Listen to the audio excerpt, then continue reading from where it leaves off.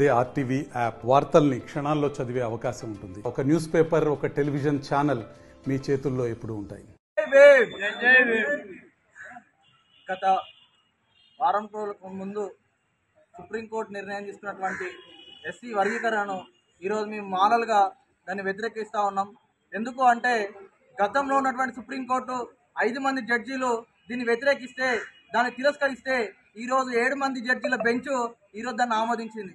ఈ ఆమోదించడం వల్ల అప్పుడున్నటువంటి సుప్రీంకోర్టు జడ్జి ఎట్లయితే తిరస్కరించిందో ఇప్పుడున్నటువంటి 7 మంది జడ్జీలు దాన్ని ఎట్లా స్వాగతిస్తారు అనేది కూడా మీ మీద ఆలోచన చేయాలి. ఇది ముమ్మాటికి మాలలని మాదిగలని విడగొట్టే ప్రక్రియ. ఇంతకన్నా ముందు బీసీలను ఏబిసిడీలుగా వర్గీకరించి వాళ్ళని రాజకీయంగా దూరం చేసిర్రు. ఈరోజు ఎస్సీలు ఏకతాటిపైన ఉండి ముందుకు వస్తున్నారని ఆలోచిస్తుంటే వాళ్ళని కూడా ఈరోజు బి అని సి అని చెప్పి వాళ్ళని కూడా విడగొట్టడానికి ప్రయత్నం చేసిర్రు. ఈ ప్రయత్నం ముమ్మాటికి రాజకీయాలకు ఈ ఎస్సీలను మొత్తం కూడా దూరం చేయాలని ఆలోచన తీసుకుపోతా ఉన్నారు. దాన్ని మేము తీవ్రంగా మాలలుగా ఆందోళన నియోజకవర్గంలో ఉన్నటువంటి ప్రతి ఒక్క గ్రామము, ప్రతి ఒక్క మండలం నుంచి కూడా ఈరోజు ఇక్కడికి జోపేట పట్టణానికి వచ్చి మేము ఈరోజు నిలబడిని ఖండిస్తూ ఉన్నాం. అంతేకాదు ఈరోజు మందకృష్ణ మాదిగ ఎంఆర్పిఎస్ గారికి గుర్తించి దాన్ని 30 సంవత్సరాలుగా తీసుకొస్తున్నటువంటి ఈ ఆరోపణల్ని ఈరోజు నడుస్తున్నటువంటి రిజర్వేషన్ ప్రక్రియను మేము రిజర్వేషన్ ప్రక్రియ వద్దనట్లేదు. మేము రిజర్వేషన్ ప్రక్రియను కొనసాగిస్తూనే ఆ కొనసాగించే ప్రక్రియ జనాభా నిష్పత్తి ప్రకారమే చేయాలని చెప్పి మా ఆవేదన. ఈరోజు ఏ రంగాల్లో అయితే మనం ముందుకెళ్తా ఉన్నామో ఎస్సీలు కానీ, ఎస్టీలు కానీ, బీసీలు కానీ, మైనార్టీలు కానీ ఈ కులాలుగా విభజించుకొని మనం ఏమో ఉద్యోగాలు, విద్య అని చెప్పి మనం కొట్లాడుతూ ఉంటే, కానీ పెత్తందారులు మాత్రం రాజకీయ రంగాల్లోనే వాళ్ళు ముందుకెళ్తా ఉన్నారు. వాళ్ళేమో రాజకీయం వైపు, వాళ్ళేమో చట్టాల వైపు, మనమేమో ఇంకా ఈ ఉద్యోగాలు, ఈ విద్యార్థులు అని చెప్పి మనం కోరుతా ఉన్నాం. ఇప్పటికి మీరు చూస్తున్నట్టుంటే తెలంగాణ రాష్ట్రంలో మీరు చూడండి, ఎస్సీలు కానీ, ఎస్టీలు కానీ, మైనార్టీలు కానీ, బీసీలు కానీ వాళ్ళు చదువుకోవడానికి కార్పొరేట్ విద్యలకు వెళ్తే ఆ కార్పొరేట్ స్కూల్ మనయా, ఆ కార్పొరేట్ విద్యా వ్యవస్థలు మనయా, మనం ఏడున్నా మనం ఆలోచించుకోవాలి. ఈరోజు ఎస్సీలలో ఉన్నటువంటి మినిస్టర్లు కానీ, ఎమ్మెల్యేలు కానీ వాళ్ళ భుజాల పైన వేసుకొని వర్గీకరణకు మనం ముందుకు తీసుకెళ్తా ఉన్నారు. అదేవిధంగా ఈరోజు వీళ్ళందరూ కూడా ఎమ్మెల్యేలు, మినిస్టర్లు వాళ్ళు కూడా కలిసి అదేవిధంగా మనమందరం కూడా కలయికతోని జనాభా నిష్పత్తి ప్రకారం వాళ్ళంతా వాళ్ళే మళ్ళీ ప్రభుత్వాన్ని ఏర్పాటు చేసుకొని జనాభా నిష్పత్తి ప్రకారం బయటకు తీసి అదేవిధంగా రాజకీయాలలో కూడా మాకు చోటు ఇవ్వాలని చెప్పి, చట్టసభలలో కూడా మాకు చోటు ఇవ్వాలని చెప్పి ఇది మేము డిమాండ్ చేస్తూ ఉన్నాం. ఇంతేకాదు ప్రతి ఒక్క విషయాలలో ఎస్సీలు, ఎస్టీలు, బీసీలు, మైనార్టీ అగ్రవర్ణాలు ఉన్నటువంటి పేదలందరికీ కూడా ఈ రిజర్వేషన్ ఎట్లయితే ప్రక్రియ నడుస్తూ ఉందో దాన్ని కూడా మీరు ముందుకు తీసుకుపోయి ఈ జనాభా నిష్పత్తి ప్రకారమే తీసుకుంటే బాగుంటుందని కొనసాగిస్తాం అనుకుంటున్నాం. అంతేకాదు ఏదైతే ఎంఆర్పిఎస్ నిర్ణయం తీసుకొని ముందుకెళ్ళిందో ఆ నిర్ణయానికి దానికి ఒక సంఘంగా ఏర్పడి అదే మన గద్దర్ గారు కూడా దానికి ఒక అధ్యక్షత వహించి కూడా ఈరోజు ముందుకు తీసుకొచ్చిన సంఘం, ఆ సంఘంలో ఈరోజు మమ్మల్ని విడగొట్టడం అనేది ఒక కుట్రపూరితమైన నిర్ణయం కాబట్టి దాన్ని మేము తీవ్రంగా వ్యతిరేకిస్తూ ఉన్నాం.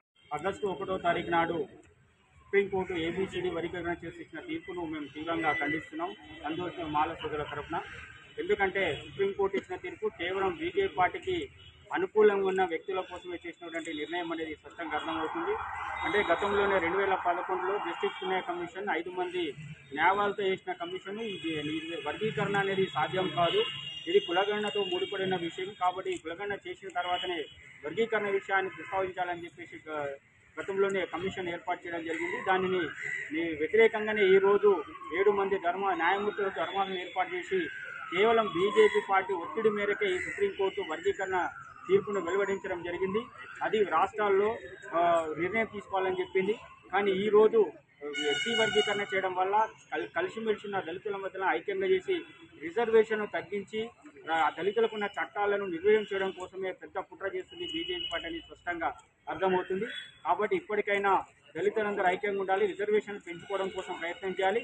ఏదైతే దళితుల పట్ల కుట్రపూరితమైన మోసపూరితమైన ఆలోచన చేస్తుందో బీజేపీ పార్టీని రాబోయే రోజుల్లో చెప్పేసి మాలతో డిమాండ్ చేస్తున్నాం. గత 3 రోజుల క్రితం సుప్రీంకోర్టు వర్గీకరణ అనేది విభజించింది. సుప్రీంకోర్టు తీర్పు ఇవ్వడం జరిగింది. ఇన్ని సంవత్సరాలు లేనిది, రాజ్యాంగంలో లేనిది ఈ రోజు సుప్రీంకోర్టు అనేది వర్గీకరణ చేయడం అనేది చాలా బాధాకరమైన విషయం మాల వాళ్ళకు. ఎందుకంటే మాల కానీ మాదిగ కానీ ఒకటే జాతి, ఒకటే కులం అని ఈ రోజు వరకు జీవిస్తుండగా ఈ మందకృష్ణ మాదిగ అనే వ్యక్తి సుప్రీంకోర్టు నుంచి తీర్పు తీసుకొచ్చి వర్గీకరణ అనేది విభజించుడు. వర్గీకరణ చేయొచ్చు, జనాభా లెక్కలు పెట్టి ఎక్కడ ఉంది ఎక్కువ జనాభా అనేది దాని మీద వర్గీకరణ చేస్తే బాగుంటుంది. ఈ వర్గీకరణ అనేది చాలా మటుకు అందరికీ బాధాకరమైన విషయం ఉంది.